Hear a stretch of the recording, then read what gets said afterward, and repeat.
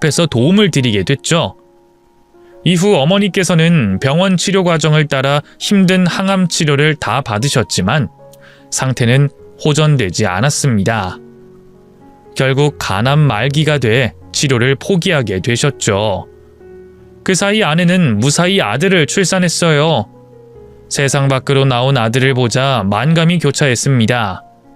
저를 똑 닮아 있는 아들을 보자 세상 그 누구보다 행복했는데 이 순간을 같이 하지 못하시는 어머니를 생각하니 마음이 무겁더라고요. 그렇다고 어머니를 모시고 올 수도 없었습니다. 아내가 아들을 임신한 기간 내내 제가 어머니를 간병하느라 제대로 신경을 못 써준 탓에 말을 꺼낼 엄두도 내지 못했거든요. 그리고 그 전에 있었던 어머니와 아내 사이의 갈등도 전과 다름이 없었고요. 조만간 어머니께 손주를 보여드리기는 해야 하지만 아내가 몸을 추스르고 난 뒤에 이야기를 꺼내려고 했죠. 그렇게 아내의 눈치를 보며 언제 이야기를 꺼낼까 때를 기다리던 도중 어머니께서 먼저 말씀을 꺼내셨습니다. 자신이 직접 찾아가도 되니 아내와 손주를 볼 수 없겠냐며 말이죠. 민우야, 이제 시간도 늦었는데 가봐라. 그리고 이제 나한테 자주 올 필요 없어. 안 그래도 주위 애 낳고 신경 쓸 게 많을 텐데 나한테까지 신경 써서 뭐하니? 퇴근하고 잠깐인데요. 그리고 집에 주희랑 현이 봐주시는 아주머니 있어서 괜찮아요. 아유, 그래도 주희한테 네가 신경 좀 많이 써줘. 다른 사람들은 하다못해 출산 축하해주고 산모 걱정해주는 친척이라도 있겠지만 주희 곁에는 너밖에 없잖니. 여자는 애 낳고 나서 여러 생각이 들어. 특히 엄마 생각이 많이 나는데 주희도 그러지 않겠니? 안 그래도 잘하고 있어요. 이렇게 잠깐 왔다 갔다 하는 건 그 사람도 이해해줘서 오는 거예요. 그러니까 너무 신경 쓰지 마세요. 아이, 그래도 그게 아니라니까. 그런데 혹시 내가 주희랑 현이 좀 볼 수 있을까? 아주 잠깐이라도. 혹시 여기 오는 게 불편하다면 내가 외출하겠다고 동의서 받고 너희 집으로 가도 되는데. 안 그래도 조만간 어머니께 현이 보여드리려고 했는데 현이가 신생하다 보니까 계속 미뤄졌네요. 제가 주희랑 말해보고 날짜 정해서 말씀드릴게요. 아유, 그래. 꼭 좀 부탁한다. 아무래도 내가 살 날이 얼마 남은 것 같지 않아서 그래. 그리고 내가 주희도 꼭 보고 싶어서 그러니 네가 잘 좀 설득해 다오. 주희가 예전의 일 때문에 날 불신하는 걸 알고 있다만 그건 오해야. 내가 만나면 그 일에 대해서 해명할 테니 꼭 좀 부탁한다. 예전 일이라면 주희도 잊은 지 오래됐어요. 그러니까 너무 신경 쓰지 마세요. 그리고 제가 주희랑 현이 꼭 데리고 올게요. 날로 쇠약해지는 어머니께서 직접 아내와 손주를 보고 싶다고 하시니 더는 때를 기다릴 수 없었습니다. 집으로 돌아가 아내에게 오늘 어머니와 나눈 대화를 들려줬죠. 그런데 아내는 그때 있었던 일로 인해 어머니를 뵙는 걸 거부했습니다. 자신뿐만 아니라 아들 현이까지 어머니와 만나게 할 수 없다는 태도였죠. 이제 와서 현이랑 나를 보고 싶어 하신다고? 그래서 당신 생각은 어떤데? 내가 가야 된다고 생각해? 설마 당신 그때 무슨 일이 있었는지 벌써 잊어버린 건 아니지? 있긴 왜 잊어. 물론 생각만 하셨다고 하지만 어머니께서 임신한 당신한테 그런 생각 품어서는 안 되셨지. 그때 일에 대해서는 나도 당신이랑 같은 생각이야. 어머니께서 100번이고 1000번이고 잘못하신 거라고. 그런데 결국 아무 일도 없었잖아. 당신도 현이도 무사하고.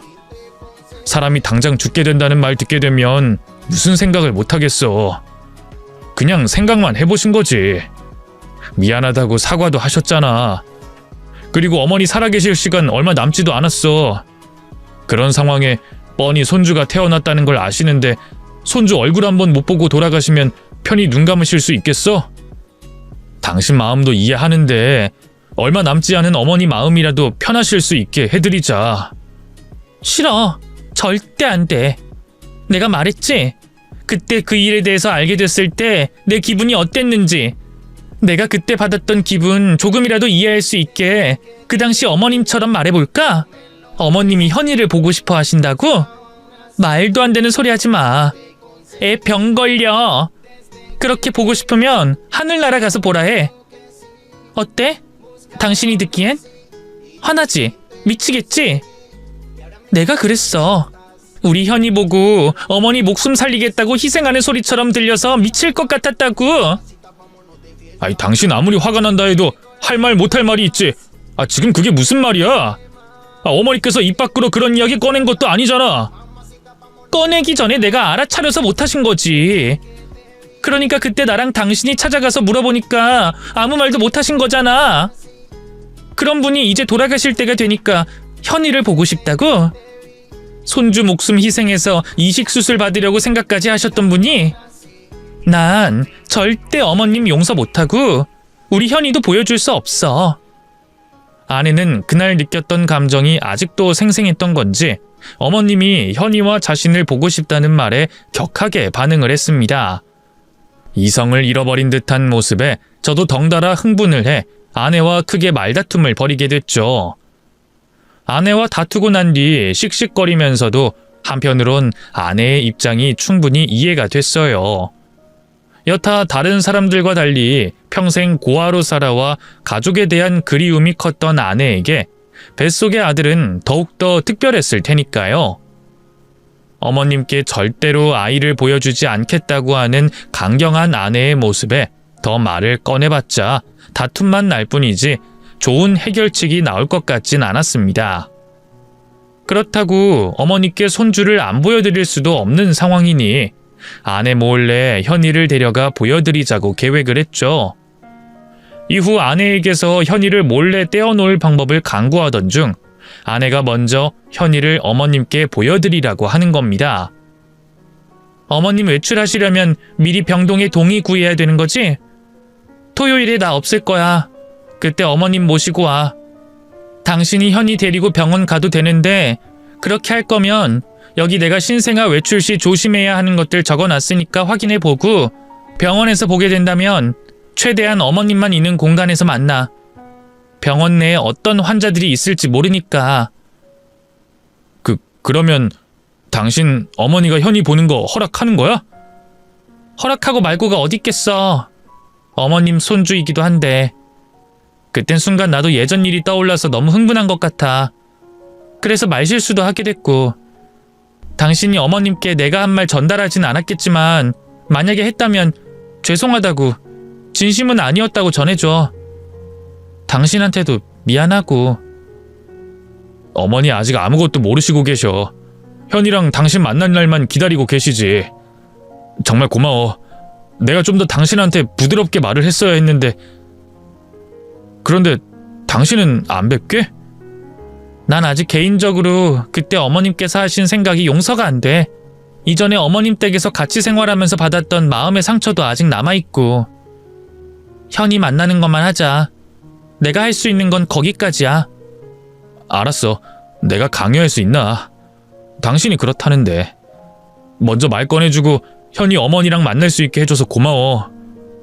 아내까지 어머니와 만남을 가져준다면 더 바랄 게 없었겠지만 그땐 그 결정이 최선이라고 생각했어요.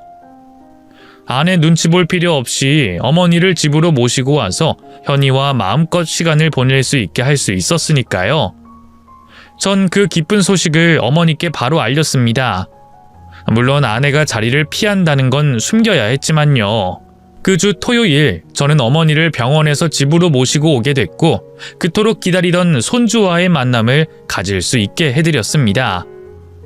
어머님께서는 직접 만지고 볼 수 있게 된 손주와의 만남이 감동스러우셨는지 눈물을 보이셨어요.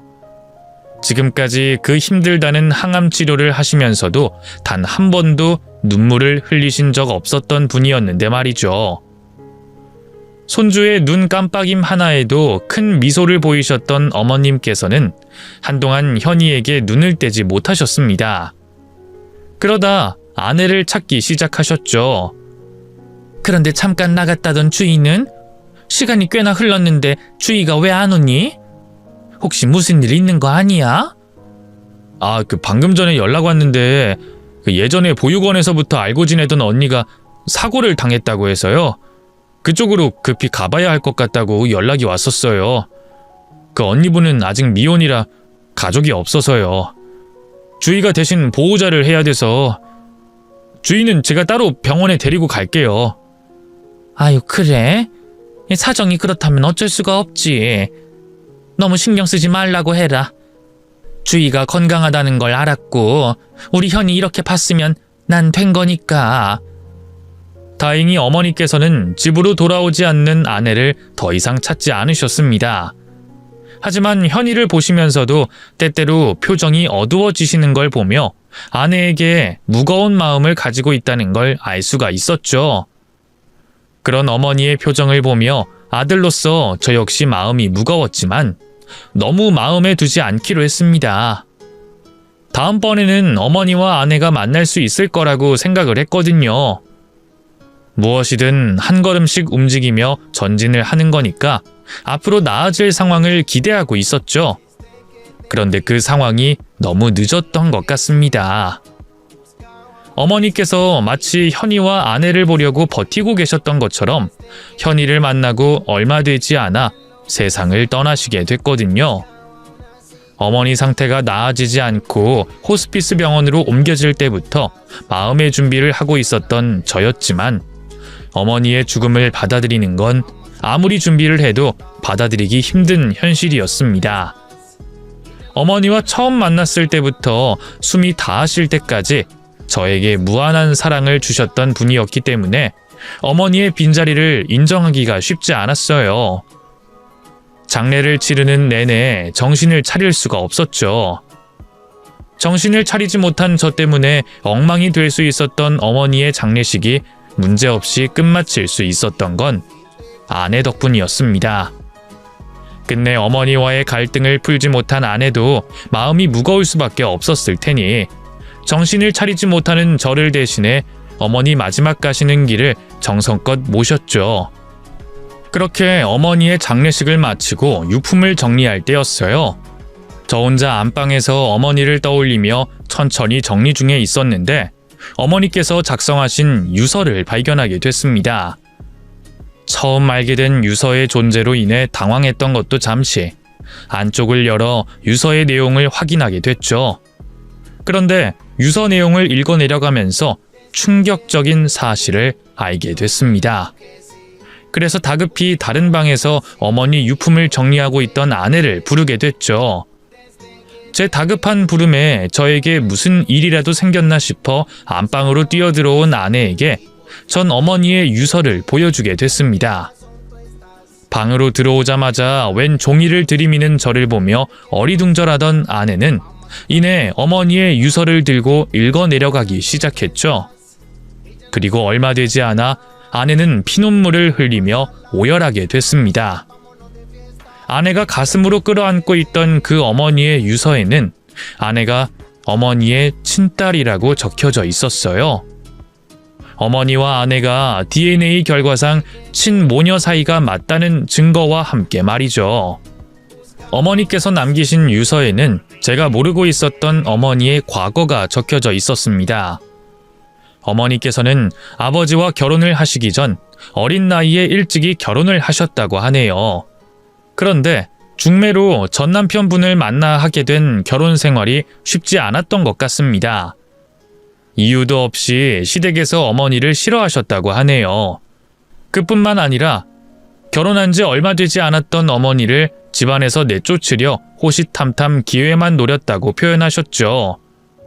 하지만 어머니를 딱히 내쫓을 만한 거리가 없었던 모양입니다.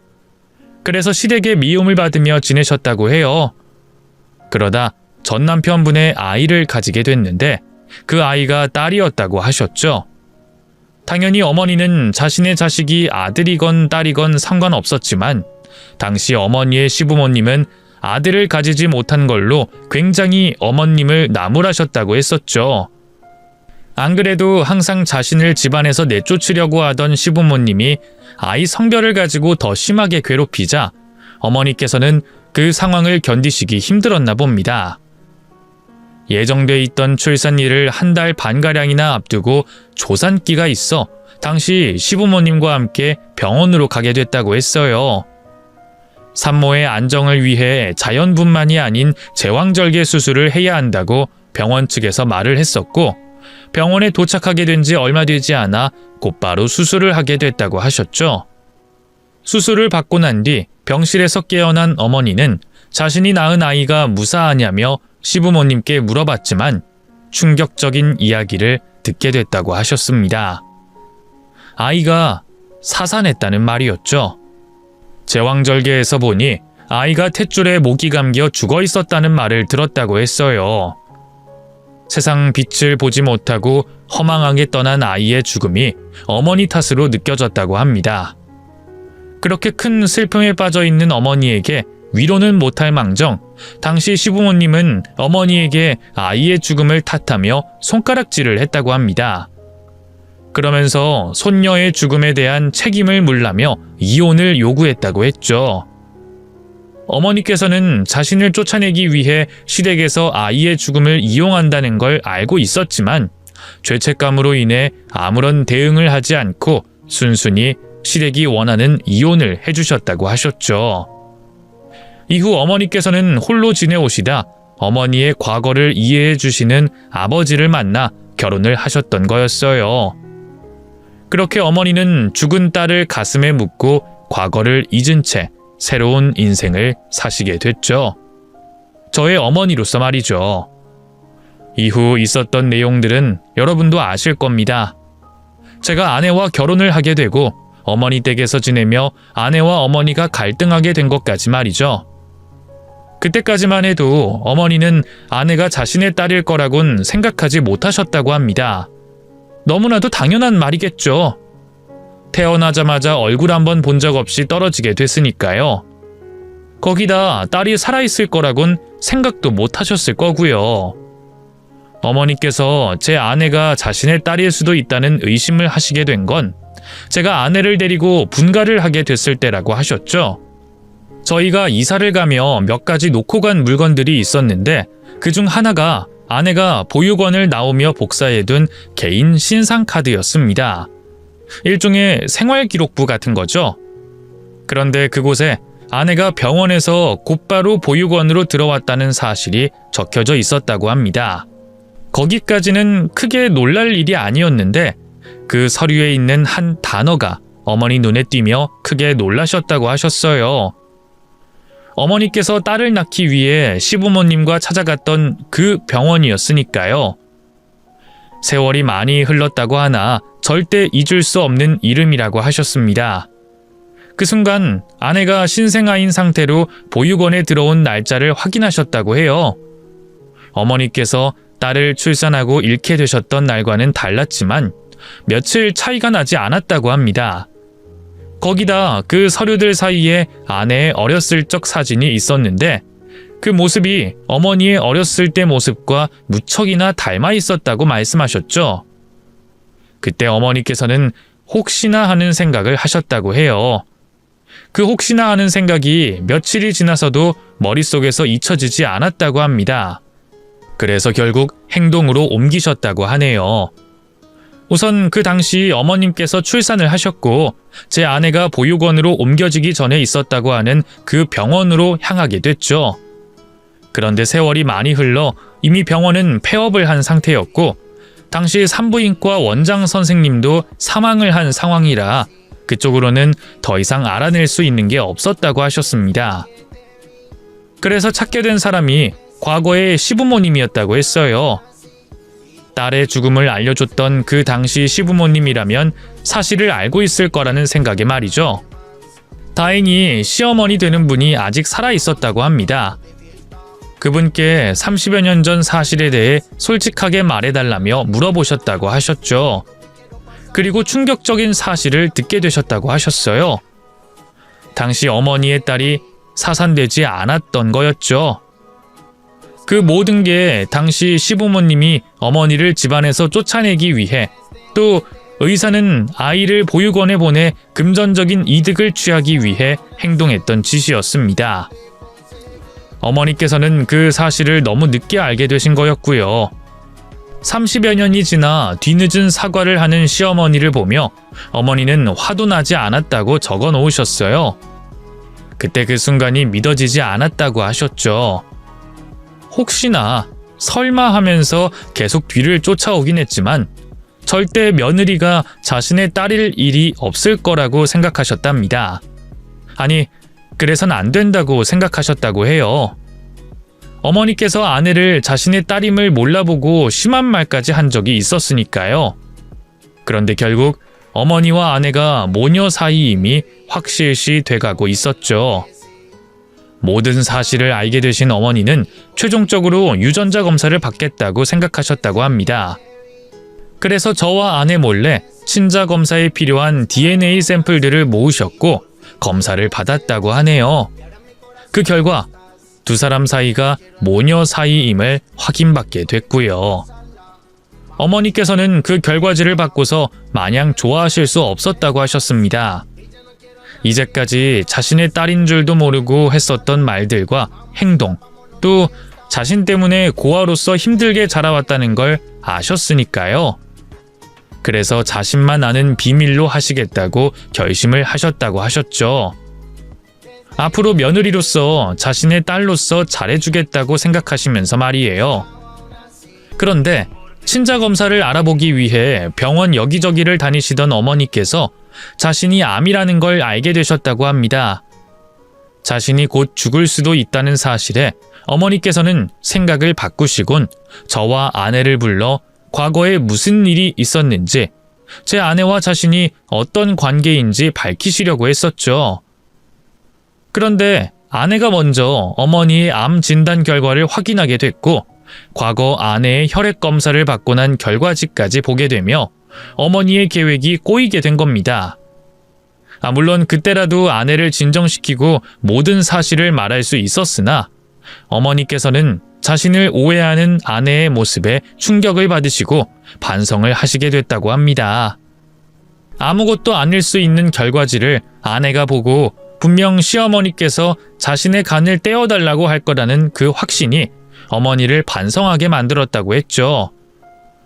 그런 감정을 가지고 있는 제 아내에게 사실대로 말할 수 없었다고 하셨습니다. 그래서 다시 사실을 숨기기로 하신 거죠. 마지막으로 손주를 보고 싶다고 한 것도 물론 손주가 너무나도 보고 싶었던 건 맞았지만 그보다 아내의 얼굴을 보고 싶으셨다고 했어요. 생이 끝나기 전 아내를 눈에 담아보고 싶었다고 하셨죠. 또 사과를 하시려고 아내를 만나고 싶었다고 합니다. 결국 그러지 못했지만 말이죠. 그렇게 충격적인 과거 일이 담긴 편지 내용이 끝나고 난 뒤 어머니는 아내에게 미안한 마음을 편지에 적어 놓으셨어요. 미안하다 주희야. 내가 끝까지 너한테 상처를 주는 것 같아서. 내가 이 편지를 고심 끝에 남겨놓는 건 주희 네가 더는 세상에 움츠리지 말길 바라는 마음에 적는 거야. 넌 부모에게 버려지지 않았어. 내가 만약 우리 딸 주희가 보육원에 있다는 사실을 일찍이 알았더라면 난 고민하지 않고 곧바로 널 데려왔을 거다. 그리고 어떤 상황에서든 너를 키웠을 거야. 넌 내 딸이니까. 물론 내가 하는 말이 와닿지 않을 거야. 엄마 자격도 없는 사람이 하는 말이니. 그래도 된단다. 엄마 자격 없다는 말이 딱 나에게 맞는 표현일 테니. 주인 넌 내가 부끄러울 만큼 잘 자라줬어. 널 미워해서 네가 민우 아내로서 자격이 없어서 널 반대하고 무시했던 게 아니야. 내가 내 새끼를 지키지 못했다는 죄책감 때문에 민우에 대한 집착이 강했던 거지. 내가 좀 더 너한테 관심을 쏟았더라면 그럼 우린 짧지만 그 소중한 시간을 그렇게 흘려버리지 않았을 텐데. 아니, 내가 아주 조금만 좋은 시어머니가 됐더라도 지금처럼 가슴 아파오진 않을 텐데. 내가 많이 미안하다. 널 외롭게 만들어서, 주인 널 지켜주지 못해서, 또 너에게 잘해준 것 하나 없어서. 마지막으로 염치가 없지만 네 엄마로서 이름을 불러보고 싶구나. 주희야, 많이 보고 싶었다. 그리고 고맙다. 너무 잘 자라줘서.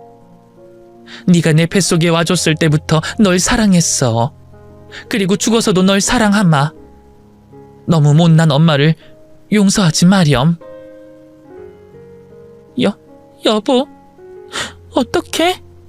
난 이런 줄도 모르고. 나 어떻게 해야 되는 거야? 우리 엄마, 내가 잘못했어. 내가 잘못했다고.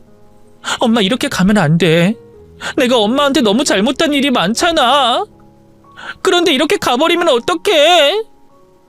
엄마가 내 엄마인 줄도 모르고 그때 그랬는데. 엄마. 너무 비극적이라 오열하는 아내를 보면서도 어떻게 위로해줘야 하는지 모르겠더군요. 제가 해줄 수 있는 거라곤 아내에게 제 어깨를 빌려주는 것밖에 없었습니다. 저 역시도 어머니를 잃었던 상황이라 우리는 서로가 서로의 어깨를 빌려주며 그 힘든 시간을 견뎌내게 됐죠. 그 슬픔은 쉽게 가시질 않았습니다.